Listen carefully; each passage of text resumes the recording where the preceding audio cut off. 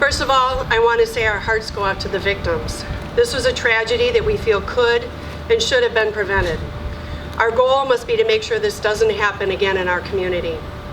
As most of you know, I prosecuted Aidan Ingalls in 2018 for attempting to use explosives and firearms at the Paw Paw High School. He had a backpack with a sawed-off shotgun and explosives ready to use first thing Monday morning as students were entering the school.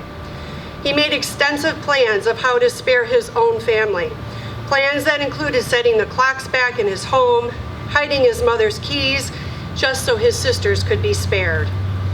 A search warrant was executed and a detailed journal was located in the suspect's room. The journal described in great detail how the suspect intended on carrying out mass killings at the high school.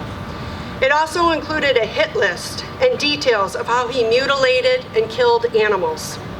He talked about blowing up the school when he turned 21 and shooting up the beach at South Haven for the 4th of July fireworks. He wanted to injure large numbers of people in all of the descriptions he provided.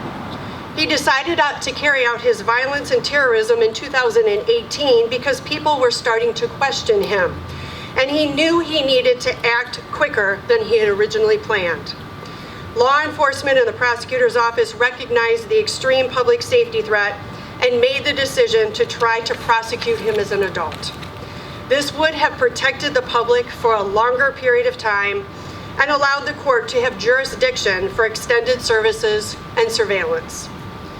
Testimony was taken over 2 days, and his journal was read page by page into the record for the court to consider. Over 200 years of law enforcement experience, much as we have here today, attended the hearing where the judge read his opinion.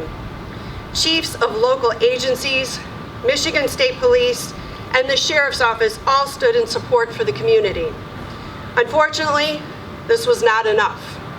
And on August 20th, our fears came to fruition.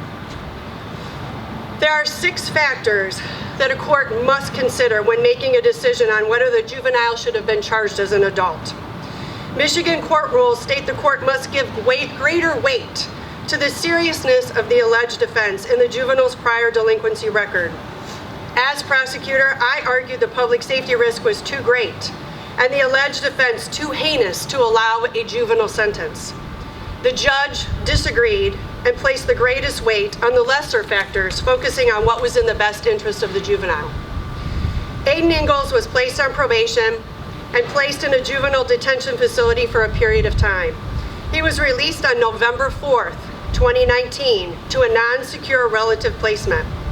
Against the prosecutor and law enforcement advice, the judge released him completely from probation on July 20 of 2021, just 31 days prior to this tragedy.